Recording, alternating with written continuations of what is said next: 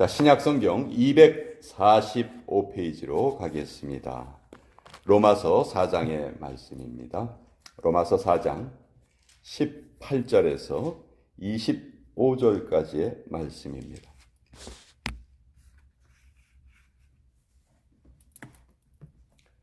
로마서 4장 18절에서 25절까지의 말씀, 우리 찾으셨으면 같이 읽겠습니다. 시작. 아브라함이 바랄 수 없는 중에 바라고 믿었으니 이는 내 후손이 이같으리라 하신 말씀대로 많은 민족의 조상이 되게 하려 하심이라.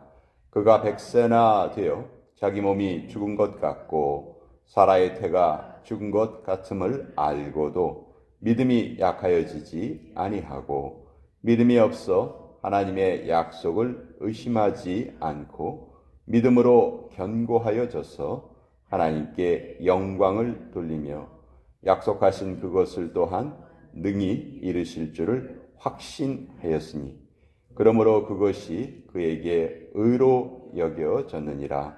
그에게 의로 여겨졌다 기록된 것은 아브라함만 위한 것이 아니요 의로 여기심을 받을 우리도 위함이니 곧 예수 우리 주를 죽은 자 가운데서 살리신 이를 믿는 자니라.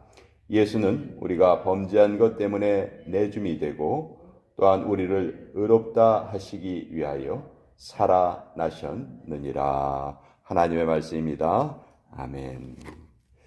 자, 이 유명한 로마서에서 바울은 행위가 아닌 믿음으로 우리가 구원을 얻게 된다 하는 이신칭의의 그 진리를 계속해서 설파하고 있습니다.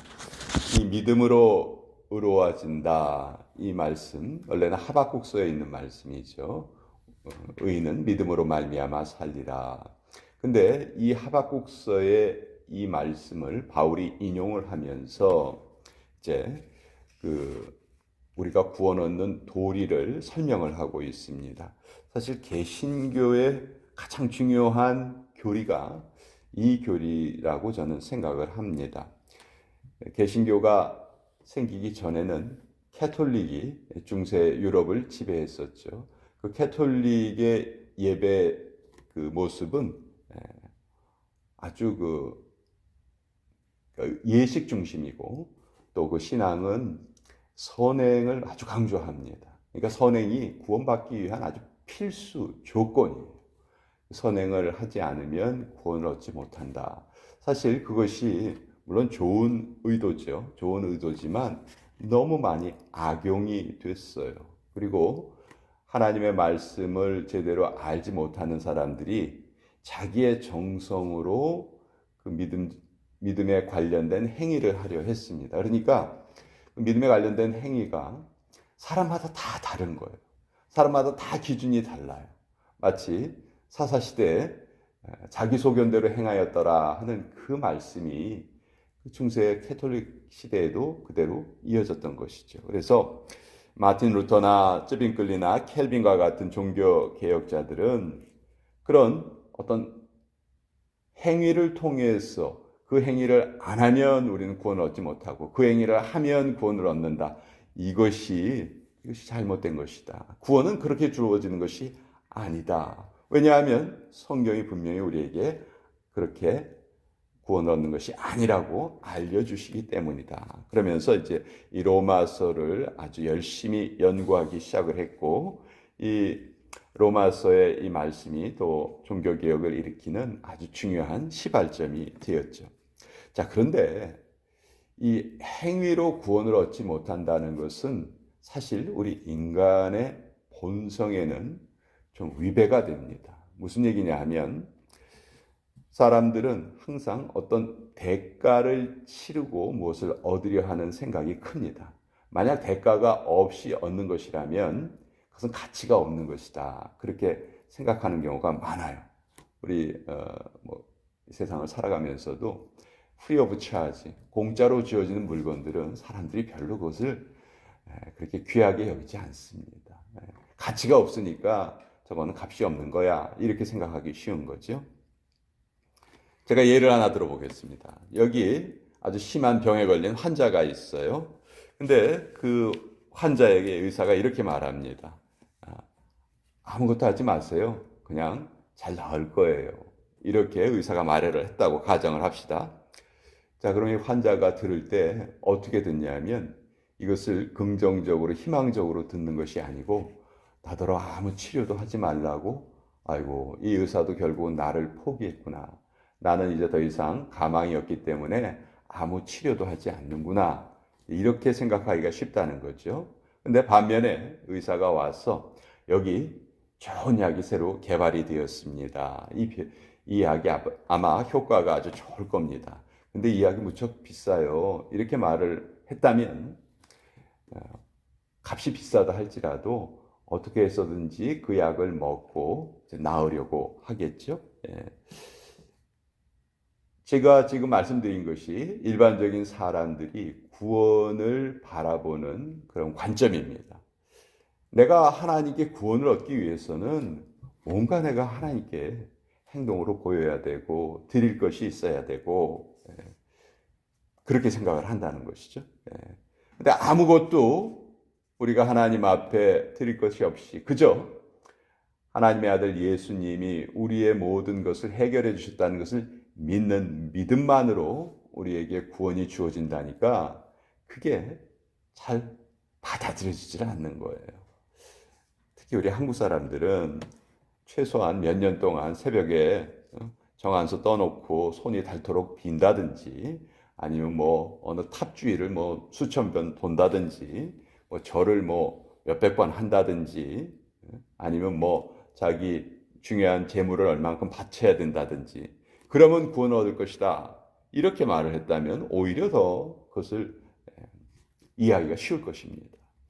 그러나 하나님의 구원의 방법은 그렇지 않다는 것이 성경이 우리에게 알려주신 진리예요. 그리고 이것을 미리 보여주신 구약의 실제적인 예가 있습니다.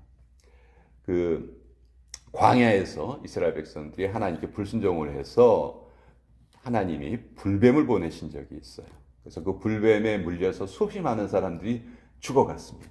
그때 하나님이 모세에게 또 피할 길을 알려주셨죠. 구리로 놋뱀을 만들어서 놋으로 뱀을 만들어서 장대에 높이 달아라. 누구든지 그 독사에 물린 불뱀에 물린 사람들이 죽어가다가 눈을 들어서 그 놋뱀을 바라보면 즉시로 나음을 얻을 것이다. 이것이 하나님이 주신 치유의 방책이었어요. 그런데 이성적으로 본다면 지금 내가 지금 뱀에 물려가지고 온몸에 독이 퍼져가지고 죽어가고 있는데 나를 살리려면 해독제가 필요해요. 그렇죠? 해독제가 필요한 것이 이성적인 우리의 생각이에요. 지금 뭐 몸이 뻣뻣하게 마비되어 가고 있는데 아니 그 순간에 약 줄 생각은 하지 않고 엉뚱하게 저 장대에 걸린 놋뱀을 바라봐라. 그러면 살리라. 이건 정말 이성적으로 이해할 수 없는 일이거든요. 근데 실제로 어떻게 됐습니까? 그것을 그대로 믿고 바라본 사람은 다 나았고, 야, 저게 도대체 말이나 되냐 하고 안 바라본 사람은 그 구원의 길이 눈앞에 있는데도 죽어갔다는 거죠. 그 구원의 길이 어려운 게 아니잖아요. 그냥 눈을 들어서 한번 보면 되는 거 아니에요. 근데 왜 거기에서 죽어간 사람들은 그 눈을 들어서 보질 않았을까요? 자기가 그것을 이해할 수 없었기 때문에, 받아들일 수 없었기 때문에 자기 고집이 더 강했던 거죠. 하나님의 말씀보다 자기 고집이 더 강했기 때문에.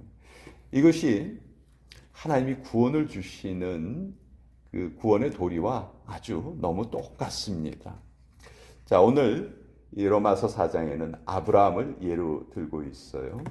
아브라함이 나이가 100세가 되었지만 지금 사라를 통해서는 아들을 얻지 못했어요. 물론 그 하가를 통해서 낳은 아들이 있었지만 사라를 통해서는 지금 아이를 낳지 못했어요. 근데 하나님이 아브라함이 75세 때에 네가 사라를 통해서 아들을 낳을 것이다. 약속을 주셨단 말이에요.